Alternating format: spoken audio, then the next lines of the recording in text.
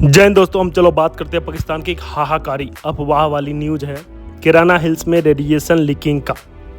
ये सच कितना है, इस न्यूज़ के पीछे वास्तविकता क्या है, फ्लाइट B350MS क्या है, बोरोन वर्षा क्या होती है, फ्लाइट रडार 24 वेबसाइट का क्या यूज होगा यहाँ पे इसको क्रॉस चेक करने में, ये हम बताएंगे। इसके अलावा नेक्स्ट 8 मिनट जो है ना बहुत इंटरेस्टिंग होने वाला है, क्योंकि हम कवर करेंगे न्यूक्लियर बॉम्ब क्या होता है, न्यूक्लियर पावर प्लांट क्या होता है, न्यूक्लियर बॉम्ब और पावर प्लांट में डिफरेंस क्या होता है, चेन रिएक्शन क्या होता है, first attack of nuclear bomb कहाँ कहाँ हुआ था, क्या इफेक्ट हुआ था, न्यूक्लियर फ्यूजन में क्या होता है, न्यूक्लियर फ्यूजन में क्या होता है, न्यूक्लियर पावर प्लांट कितना फ़ायदेमंद है। जो वर्ल्ड का सबसे वर्स्ट एक्सीडेंट हुआ था न्यूक्लियर पावर प्लांट का चेरनोबिल रसिया में, अभी वो यूक्रेन में है, तो वहाँ पे क्या हुआ और इसके कारण कहाँ कहाँ किस देश में क्या इफेक्ट पड़ा, इस पर भी हम बात करेंगे।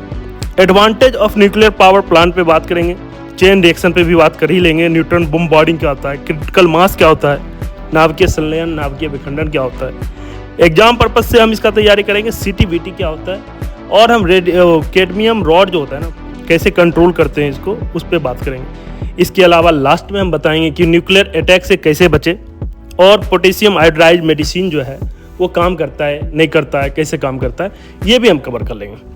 तो पहले हम बात करते हैं किराना हिल्स कहाँ है। किराना हिल्स सरगोदा सिटी के पास है पाकिस्तान में, वही सरगोदा एयरबेस एयर स्ट्रिप जो न्यूज़ वाला था इंडियन एयरफोर्स ने तबाह कर दिया। तो किराना हिल्स जो है ना सर, विशाल चट्टानी एकदम मजबूत काली पत्थर से बना हुआ है, काली पत्थर जो बोलते हैं ना, एकदम काला काला काला पत्थर, इसीलिए इसको ब्लैक माउंटेन भी बोलते हैं। पहाड़ी से घिरा हुआ है, इसलिए यहाँ पे हैंगर बनाया है।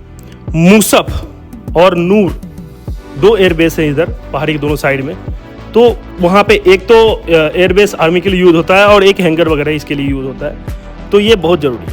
यहाँ परमाणु भंडारण किया जाता है जिसमें 10 से अधिक अंडरग्राउंड टनल है, भूमिगत सुरंगें बोलते हैं। ये पुरानी डिफेंस लैंड नहीं है दोस्त, बल्कि अधिकृत की गई है। जैसे इंडिया में होता है कोई प्रोजेक्ट आता है तो उसमें हम कुछ पैसा दे देते हैं और वो ज़मीन ले लेते हैं, इस तरह से उसको सिक्योरिटी पर्पज से खरीदा गया है। सोचो कितना जरूरी है।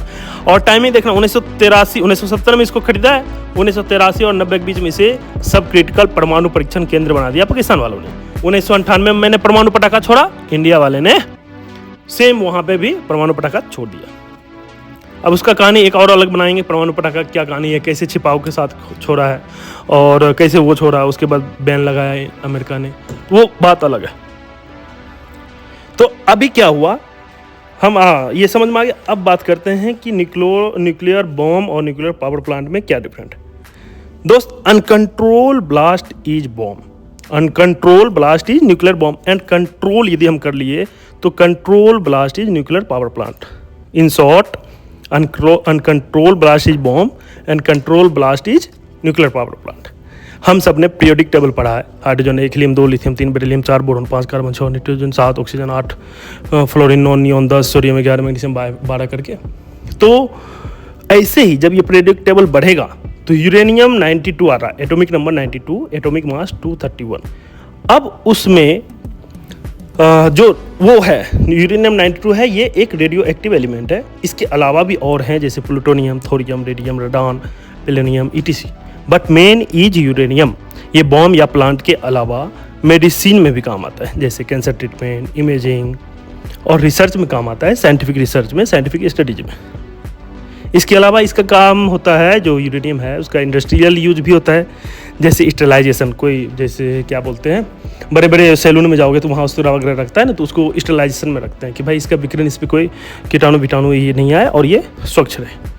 फूड में भी, फूड इरिटेशन में होता है कि खाना वगैरह को भी पैकेजिंग में रखता है, तो इसको डस्ट लाइक फूड इरिटेशन में सेफ्टी पर्पस रखा जाता है। चलो अब पॉइंट पे आते हैं दोस्तों। जब हम यूरेनियम 92-231 को रिएक्टर में रख करके या फिर ओपन बॉम्ब के लिए रख करके उस पर न्यूट्रॉन, इलेक्ट्रॉन, प्रोटॉन, न्यूट्रॉन 3 अणु होते हैं ना, तो न्यूट्रॉन का बम्बार्डिंग करेंगे। न्यूट्रॉन का जब हम इस पर बम्बार्डिंग करेंगे तो इसका विखंडन होगा, इसको बोलते हैं न्यूक्लियर फ्यूजन। अब ये जब विखंडन होगा तो ये 3 अणु में विखंडित होगा और इसमें असीम ऊर्जा उत्पन्न होगी। ये 3 अणु जब विखंडित होगा दोस्त, तो 1 से 3, 3 से 9, 9 से 27, 27 से 81, 81 से 243, फिर 729, फिर 2187, फिर 6561, ऐसे करते करते माइक्रो सेकंड में इतने विखंडित हो जाएगा ना भाई, असीम ऊर्जा और पूरा बवाल हो जाएगा। तो इसको बोलते हैं चेन रिएक्शन। ये सब माइक्रोसेकंड में होता है। चेन रिएक्शन क्लियर हो गया नाभिकीय विखंडन का। अब बात करते हैं नाभिकीय संलयन। नाभिकीय संलयन यानी कि न्यूक्लियर फ्यूजन का। इसका एग्जाम्पल है सन। थोड़ा सा बता दूं कैसे काम करता है। नाभिकीय संलयन में H+H ड्यूटेरियम बनता है, मेट्रो हाइड्रोजन अणु को संलयित करता है। इसमें विखंडित हो रहा था 1 से 3, 3 से 9, 9 से 27। इसमें संलयित होता है, 2 हाइड्रोजन अणु संलयित होकर के एक साथ होता है। तो विखंडन में जितना ऊर्जा रिलीज होता है ना, विखंडन में जितना उत्पन्न होता है ऊर्जा, उससे लाखों गुना ज़्यादा उत्पन्न होता है ये संलयन में। इसलिए बोलते हैं इसको हाइड्रोजन बम, और इसका यूज कोई नहीं करता है, कुछ ही देश के पास। देख लेना तपन सूर्य का। यदि आपको संलयन का थोड़ा सा लेना है ना, नंगी आंखों से सूर्य को देख लेना। भाई कितना दूर है, 1.53 बिलियन दूर है, फिर भी इसका तपन यहाँ तक आता है। तो ये संलयन का पावर है। स्टार भी और ज़्यादा दूर है, तो स्टार में भी नाभिकीय संलयन है। सन इज ऑल्सो स्टार, कोई बात नहीं। तो ये होता है न्यूक्लियर फ्यूजन का पावर। दोस्त, ये प्रिपरेशन जो है by the student, for the student end of the student, exam purpose है एंड बेटर अंडरस्टैंडिंग के लिए। जो भी करंट अफेयर से होगा, कोई भी टॉपिक होगा, तो बेटर अंडरस्टैंडिंग के लिए। तो ये एक चीज़ इस पे आता है, स्टूडेंट लोग को कन्फ्यूजन होता है, हमें भी होता था कि एग्जाम में कॉमन क्वेश्चन है न्यूक्लियर फ्यूजन का कि एग्जाम्पल दे दो, सन में क्या होता है, न्यूक्लियर फ्यूजन होता है, फ्यूजन होता है, सब कन्फ्यूज हो जाते हैं। तो यू जो हुआ, फ्यूजन में यू होता है FU, और सन में SU होता है। हिंदी में यदि आ गया नाभिकीय संलयन सूर्य में होता है, तो सूर्य 100 से सूर्य, 100 से संलयन। ये बहुत छोटा चीज़ है, एकदम क्लियर करके रखना। उसके बाद जो बचा है तो विखंडन ही होगा, और सब जगह विखंडन होता है। क्लियर हो गया। अब हम बात करते हैं न्यूक्लियर फ्यूजन कहाँ हुआ, फर्स्ट न्यूक्लियर बम अटैक का। दोस्तों 6 अगस्त याद करो, 9 अगस्त 1945 याद करो। हिरोशिमा नागासाकी जापान का 2 सिटी था। फैटमैन और लिटिल बॉय नाम का 2 बॉम्ब भाई इतना तेज से गिरा, सब कुछ तबाह कर दिया। उस 2 बम ने एकदम पूरा सुनसान, पहला तो इतना एनर्जी निकला कि सारे बंदे मर गए, हड्डियां तक गल गया। दोस्त उसके बाद शॉक वेव आया इतना कि सारे घर, इमारत जो थे ना, सब जमीन दोज हो गए। मतलब इंसानियत तबाह। अब ऐसा बम का क्या फ़ायदा, ऐसा अटैक का क्या फ़ायदा कि हमारी इंसानियत ही खत्म हो जाए, मानव मूल्य ही खत्म हो जाए। तो इसके लिए एक ऑर्गेनाइजेशन बना है, उसको बोलते हैं IAEA, international atomic energy agency, जो न्यूक्लियर फ्यूल वेपन प्लांट को कंट्रोल करता है कि इसका मिसयूज ना हो, गलत हाथों में ना जाए, ज़रूरत से ज़्यादा उपयोग ना हो, इसका विकिरण रेडिएशन कंट्रोल किया जाए, कहीं अनऑथराइज जगह पर रख करके, चाहे ऐसे करके इसका विकिरण कहीं फैल ना जाए। मीन्स यू कैन से कि IAEA promoting the safe, secure and peaceful use of nuclear technologies. ये इस्टेब्लिश्ड हुआ है 1957 में। इसके मेंबर हैं 178 कंट्रीज। ये नोबेल प्राइज प्राप्त किया है 2005 में। इसका अभी प्रेजेंट डायरेक्टर जनरल है राफेल मेडिनो ग्रोसी। देखते अभी कितना दिन तक ये कंट्रोल करता है, लेकिन अच्छा काम कर रहा है। अब हम बात करते हैं न्यूक्लियर पावर प्लांट का लीकेज का। जो वर्ल्ड का वर्स्ट लीकेज था वो कहाँ हुआ। 26 अप्रैल 1986 की बात है दोस्तों। अभी ये जगह चेरनोबिल रसिया में था उस समय, अभी ये यूक्रेन में है। एक इंजीनियर था, कम उम्र का इंजीनियर था, 25-26 साल का। प्लांट को ऑन कर दिया टेस्टिंग पर्पज से, बट उसको कंट्रोल करना भूल गया या हो नहीं पाया। बस क्या था, प्लांट न्यूक्लियर बॉम्ब बन गया। स्टार्टिंग में आई हैव टोल्ड यू कि control blast is nuclear plant and uncontrol blast is bomb. वही अनकंट्रोल हुआ और ये बॉम्ब बन गया। बस क्या था, पूरा शहर चेरनोबिल, पूरा शहर तबाह हो गया। करीब 1000 हेलीकॉप्टर से ऊपर से डाला गया मिट्टी, पानी, बालू, जो भी है। लेकिन क्या होगा, अभी भी रेडिएशन वहाँ होता है। टूरिस्ट जाते हैं मीटर लेकर के, जहाँ रेडिएशन ज़्यादा हुआ वहाँ पर रुकते नहीं और फिर वहाँ से आ जाते हैं। तो इसी सेम एक्सीडेंट के डर से भारत में एक जगह है कुर्रुकुलम, तमिलनाडु स्टेट में कुर्रुकुलम है एक जगह, काराकुलम है, ऐसे कुछ बोलते हैं साउथ का। तो वहाँ ये प्रोजेक्ट चला था, बट उसका विरोध किया गया। लेकिन नहीं, भारत सरकार ने उसको आश्वासन दिया कि नहीं भाई, हमारे लिए जनता ज़्यादा इंपॉर्टेंट है, तो हम सिक्योरिटी मेजर को एकदम बिल्कुल रखेंगे और इसमें सब मेंबर रहेंगे। सिक्योरिटी मेजर बिल्कुल नापा जाएगा, सब कहीं लीक ना हो, कहीं कुछ ना हो, उसका अपशिष्ट पदार्थ दूर फेंका जाएगा, गड्ढा जो भी है समझा वगैरह का। अभी चल रहा है काम, कुछ दिन बाद वो स्टार्ट हो जाएगा।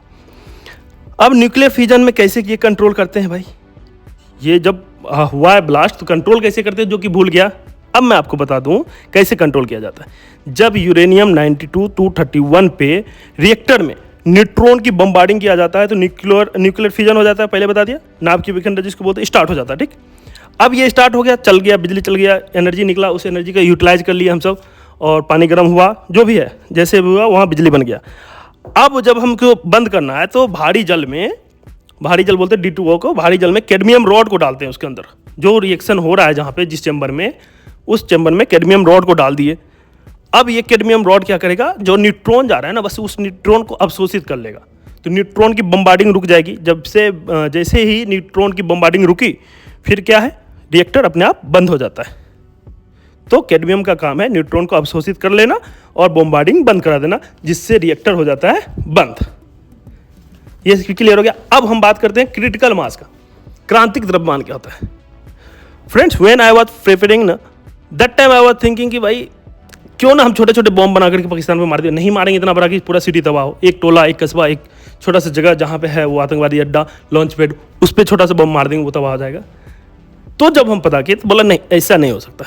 इसका एक क्रांतिक मास होता है जिसपे radio active element chain reaction के लिए एक्टिवेट होता है। ये छोटा चुटपुटिया की तरह नहीं बनेगा। तो ये क्रिटिकल मास, ये क्रांतिक द्रव्यमान होता है 15 से 20 किलो यदि हम बम गिराते हैं, और जो बोलते हैं ना विदाउट रिफ्लेक्टर, न्यूट्रॉन के बम्बार्डिंग ना करना पड़े, बम गिराया और अपने आप जो न्यूट्रॉन होता है प्राकृतिक या फिर उसके अंदर वाला कंटिन्यू बम्बार्डिंग ना करना पड़े, वो अपने एक दूसरे से लेते हो जाए। तो उसमें वैसा करने के लिए 15 से 20 किलो चाहिए। वो क्रांतिक द्रव्यमान 15 से 20 किलो है, यानी कि हम नाभिकीय रिएक्टर में चलाएंगे तो उसके लिए 5 से 10 किलो है बस। जो कि न्यूट्रॉन का हम बाहर बम्बार्डिंग करते हैं उसके लिए 510 चाहिए, 5 से 10 किलो का यूरेनियम, और जो बाहर है उसे 15 से 20 किलो, तभी जा करके ये चेन रिएक्शन करेगा और एटम बॉम्ब या फिर वो बनेगा। 15 से 20 बॉम्ब में, 5 से 10 न्यूक्लियर रिएक्टर में। क्लियर? अब हम बात करते हैं कि क्या है CTBT। एक CTBT एग्रीमेंट हुआ है, the comprehensive nuclear test ban treaty for nuclear disarmament and non proliferation efforts है ये, मतलब परमाणु प्रसार संधि को जो है ना रोकने के लिए। तो ये बहुत बढ़िया चल रहा है। इसमें पता चलता है कि आपका कहाँ है, नहीं है। आप जो है बम में जो यूरेनियम आता है ईंधन, उसका यूज बम बनाने में नहीं, मानवीय यूजों में करो, कि भाई कोई चीज़ जहाँ होता है ना उद्योग पर्पज से करो।